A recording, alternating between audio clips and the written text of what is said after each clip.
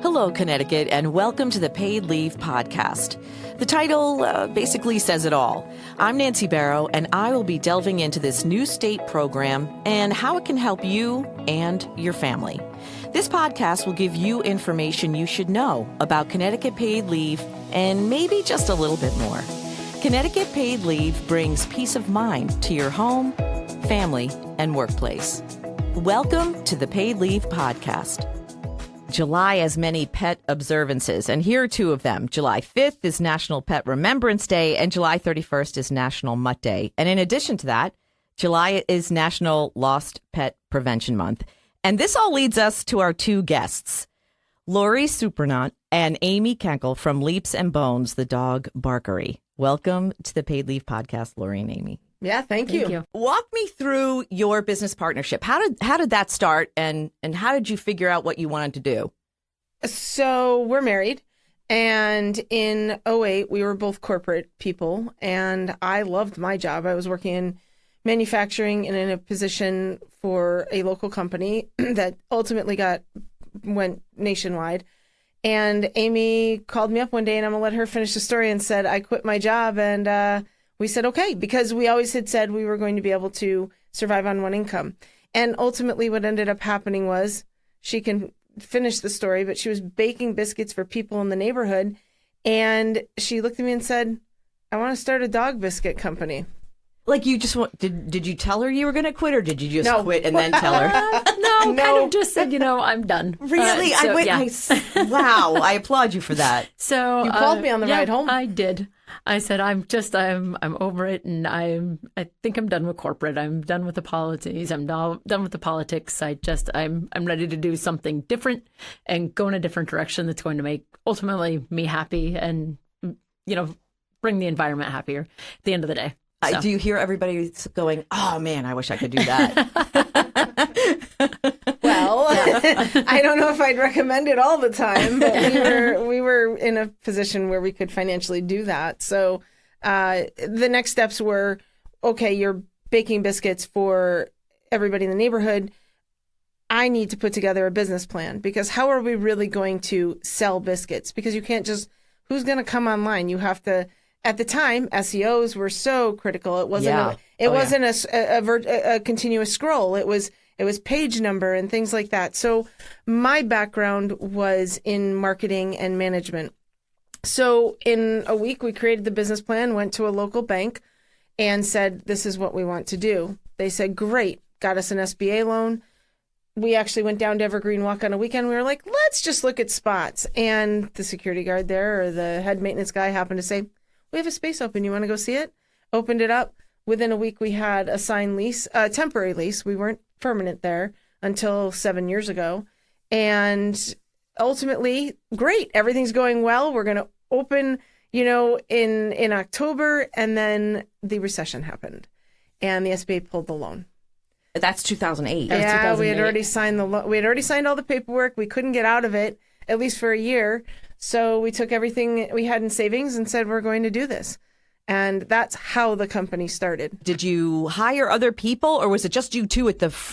Oh, no, it was us. And, it was just you two. Yeah, and lots of family members and neighbors. And, hey, you know what? Remember all those cookies we've made in the last 3 years? We now had, you can make some cookies. Yeah. We had a one-deck electric pizza oven put in our sunroom.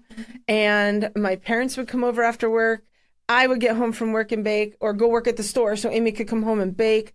It wasn't until about a year in that we hired our first employee. So it was all friends and family. I remember one friend being there at 3 a.m., sitting on the couch going, are we done yet? Like, no, just, because we were literally one traying it. It was. And you only had one type of biscuit to start? No. We had several different flavors of cookies, but it was kind of our making all the different flavors. Obviously, it was not the easiest. So it was small portions, small batches. Did you try it out on your dogs? Of course. Yeah. Neighbor dogs, our dogs, everybody's dogs. We ate them ourselves. I mean, some of them because times were hard. Let's face it, we didn't have time to make anything else. So. Right. So you hired your first employee when? When did we hire? 2009. We hired an employee for the store, and that gave us a little more flexibility for me to go and do some baking. Yeah. And That's then, Alicia. She's now our manager at Evergreen Walk. Oh, that's so Yeah, cool. yeah. Wow. Yep. And then 6 months later, I think we had one or two other part-time employees Yeah. at our It Evergreen was my store. uncle. And then we actually we were finally excited we could hire a part-time baker to help with the baking. And who was that? And that is Samantha, who is still with us as Alicia's well. little sister. Oh my gosh. Younger That sister. is so funny. So you've really kept this really tight-knit group. Yes. Yeah. Yes. So, and not by design, just by who was available at the time. yeah, Samantha has been with us for 14 years and Alicia 15 years. So they've been It there says a a long lot time. about who you are. And like, it does though, because, people don't always stay that long. Correct. Especially in retail. I Right. will tell you the turnover in retail, you're averaging 90% turnover. And that was one of the focuses that Amy and I came into it wasn't designed this way. We have an all-female company. We put applications out, just women apply.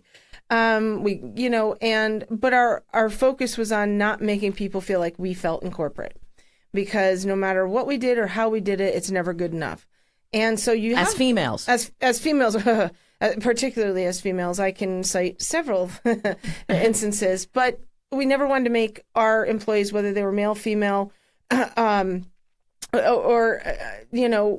whatever, we didn't want to make them feel like they didn't matter. So our focus always was on putting our customers and the employees first, and then sales will come from that. And I think that's why we've been so successful in keeping people. We're ahead of, like, the federal wage thing just came down. We didn't even have to worry about that, because if I'm paying my people well and they can live in their communities, then the community hopefully will support us. And they're going to stay. If you're giving them a great environment, and it's not, I'm sure it's stressful, but it's not a corporate position for them, but it's a great position for them. Like, how great to work in a dog. You get to play with dogs. Really, honestly, I think that would be great. It is. Well, I'm remote, so I do get to play with my dog all the time. Yeah. It is, but we also have structure. Like, just recently, we've been putting a little bit more structure into things as we get a little bit bigger. I think right now we're at a good size. I don't foresee that we're going to expand too much more. But the hard conversations have to happen, but they have happen more like family. Yeah. Because our employees, on the average, have been with us 5 to 15 years. That's we don't really have an employee unusual. Beyond some part-time folks. We don't have any employees that have been under 5 years beyond. Except for maybe a store manager who we just New because the store store. only it was a new store. New store Right. in Southington. So for us, it was critical to create an infrastructure of support so that we wouldn't be dealing with turnover and potential loss of customers because of that. Because we did experience some of that at the very beginning, and we learned our lesson about not hiring friends and not hiring. There's all these. We're like, oh, great, we'll hire you, and nope. Yeah, if you want to retain the friendship. Yeah, yes. yeah. But you did most of the work. Yep. I just came into it 7 years ago. I'm more of the back end and kind of the infrastructure person and the development person. She's the front end of the business, really. Which is really interesting. And how do you measure success in a small business? Like, what does success mean for you? Like, how does that look to you? It's funny because actually success is a day-to-day variable. So what is success today may not have been our success 5 years ago. And we always talk about that even with our staff. What do you consider to be successful? And so it's funny because one day it could be, I got up and tied my shoes. And the next day is, we hit it out of the park. Right. We did an event and it, overdid all of our expectation. And, we hit our monetary goal. We hit everything that we wanted to, and we had a huge turnout. And that's exactly what we wanted to do. So every day is just a different goal on what is going to be successful for you. Overall profit isn't, for us, I would love to be super profitable, but we're fighting the big boxes. We're fighting, what I would call the people that come in and want to do what we do and think they can, and they start replicating. That's the biggest form of flattery because it means we're doing everything right, but we have to stay ahead of that. So success to us isn't about always the profit. We have to pay the bills. We have to be able to live. But we make sure we put more money into the business, into our people's pockets before we take. Secondly, what can we do that nobody else is doing? So success to us is being on the forefront of the pet industry and not lagging behind and just doing what everybody else is doing. Talk to me about like your relationship with the WBDC. How did that start? We signed up for a grant. I had a meeting with them. It was a required meeting. And we were at the store working the floor, so I'm not on video. And somebody, I can't remember if it was Fran, was like, "Oh, Laurie, can you turn your video on?" I'm like, "Nope, can't." I'm like, "I'm working." Yeah. But I'm listening.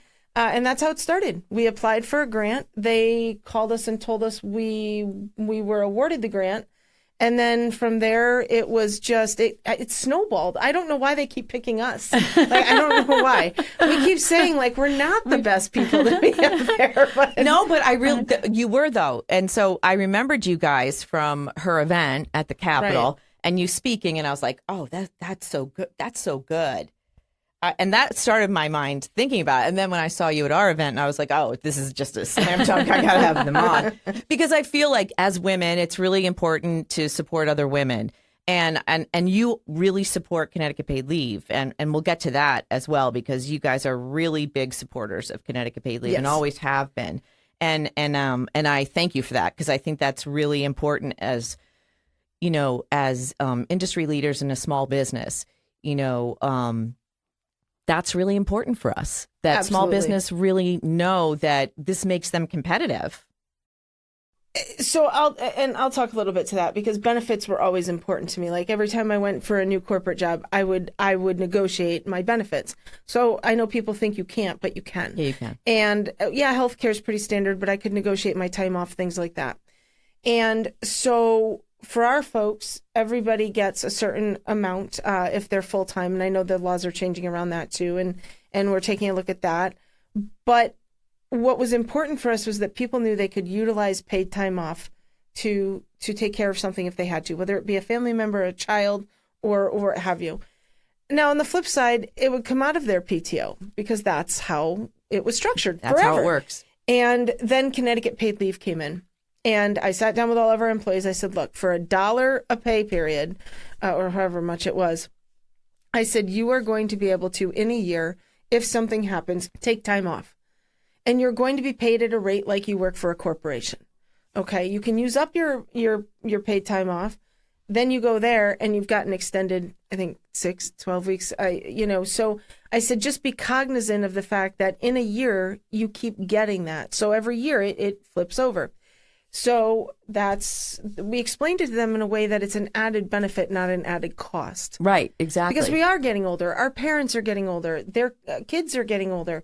Something will happen at some point, and you're going to have to use that. Mm-hmm. And we had it happen 7 years ago with my dad getting sick. 12 years ago or 13 with my mom getting sick. And you've had that experience. We know from our parents and our families, there's a need for that. And if you're not in corporate or you were part-time in a restaurant, you weren't getting it. No, FMLA, you could get time off and you get your Unpaid. job back. Right. Unpaid. You know, so many women come up to us and said, oh, we just missed the cutoff with my baby. You know, I just had the baby like before this came around. And I'm like, I'm so sorry. But it took a while for it to pass. So there was advocates there since 2012, and it took a long time for it to pass. 7 years. What kills us is how can you be against supporting a family or an individual? You'd rather see them homeless and hungry and not taking care and having to take care of somebody. Everybody assumes parents are just going to give people, oh, you're taking care of me, I have money to give. Well, that's entitled.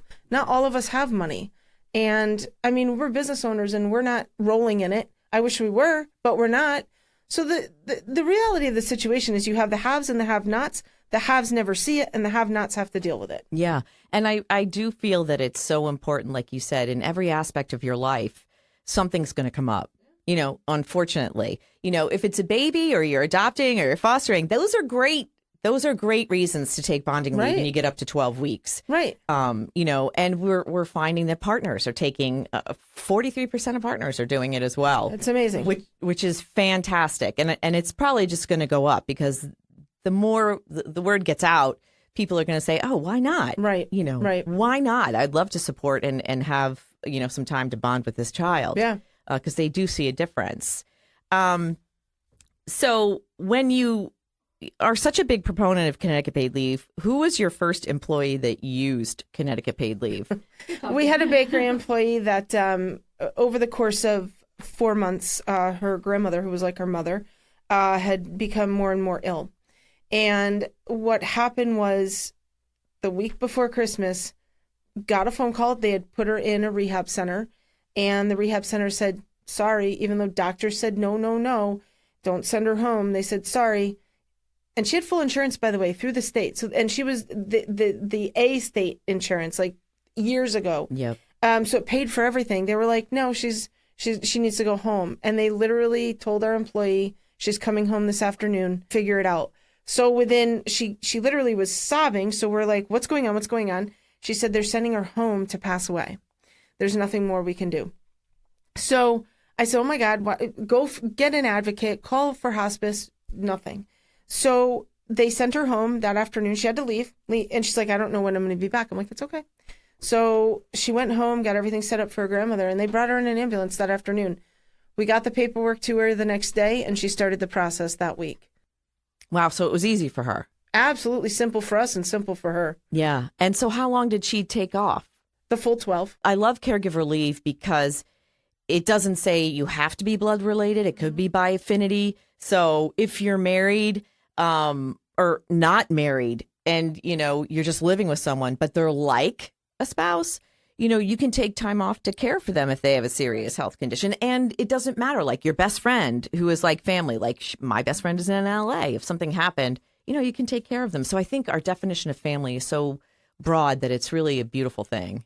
Yeah. And the nice thing about Connecticut paid leave is it delays their unemployment benefits. Say they can't come back after 12 weeks.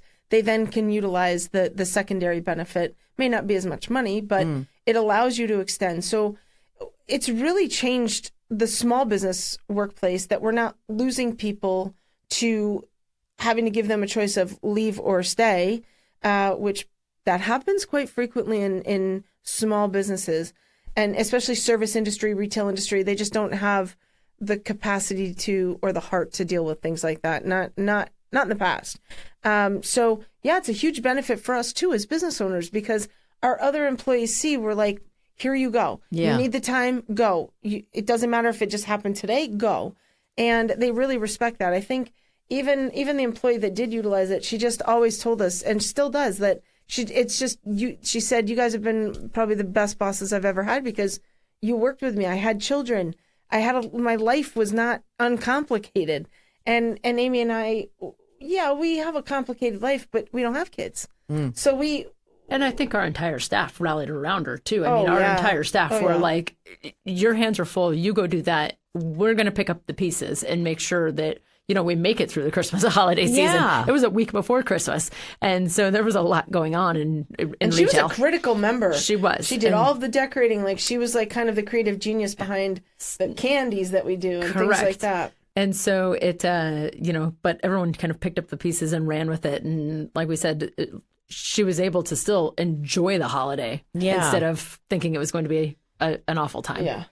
And it's wonderful that it's not a financial burden on employers. In other states, employers do have to pay into it. So we're really lucky in Connecticut that it is employee based and like small businesses don't have that financial burden either. It makes That's huge. Yeah. It's really nice that we have that, and that it's employee funded, and that's why they have the right to use it. And it should be. I mean, as a small business, I wouldn't be able to afford to do it.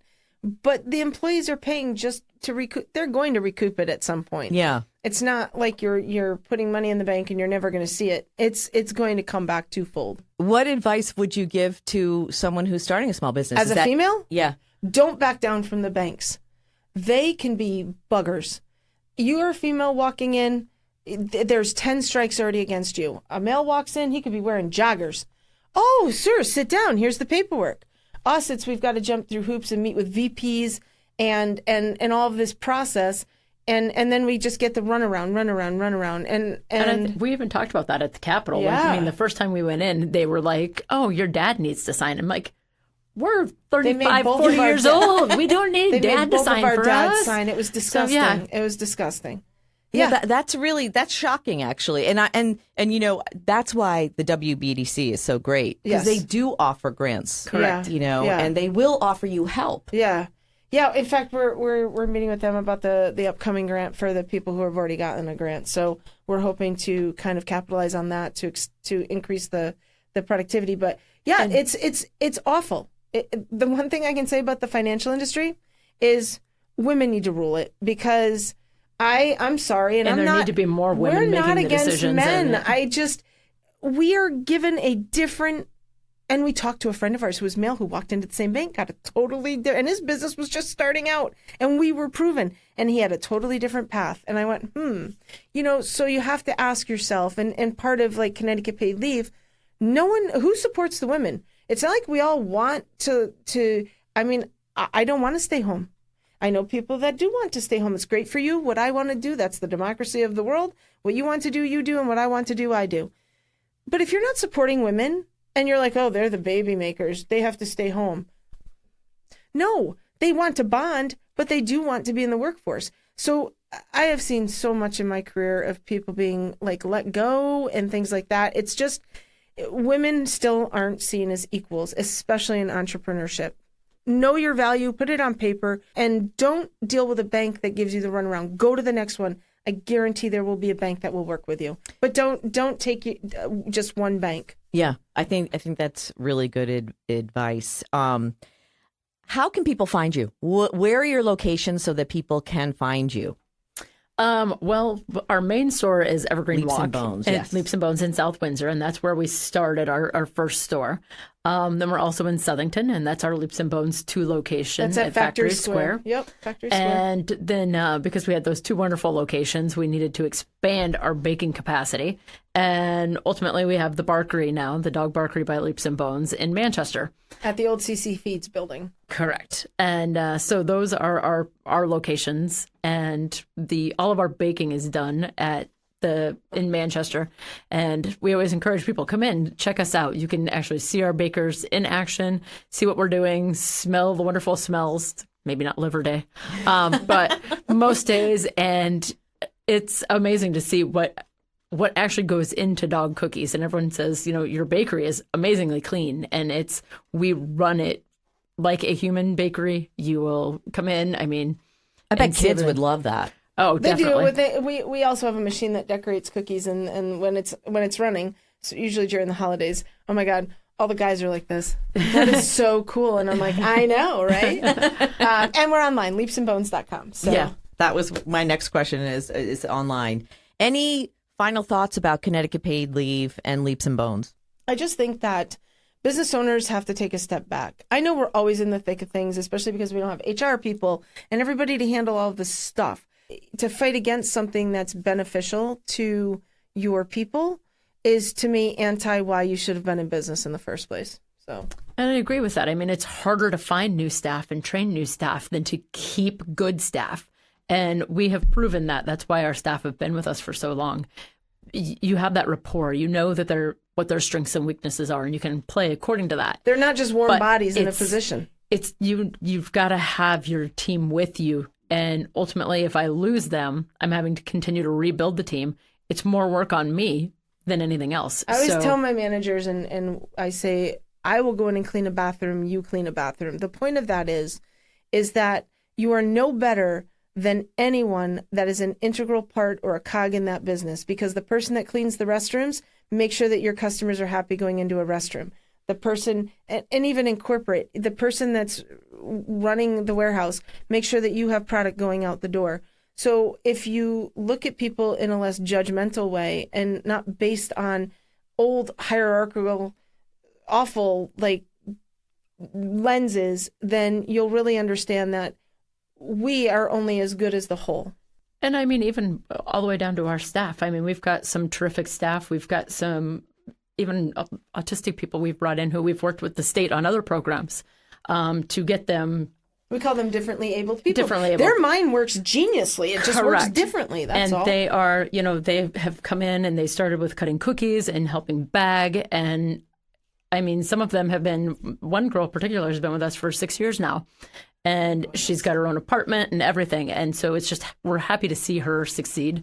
And ultimately, that's what we want to do, is build a better community also, I was as just well going as to our say, team. we're just a community-based business that wants to do good by the community. I want to say kudos to you for doing a fundraiser for the state trooper who passed away. Yeah. You know, going to your website, you do see that you're very involved in the community. Yeah. We actually, the final donation, the one donation we're actually going to make to the GoFundMe that the state police put up. And we didn't contact the family. We just felt as a community business in Southington that we could do something that could help in any way.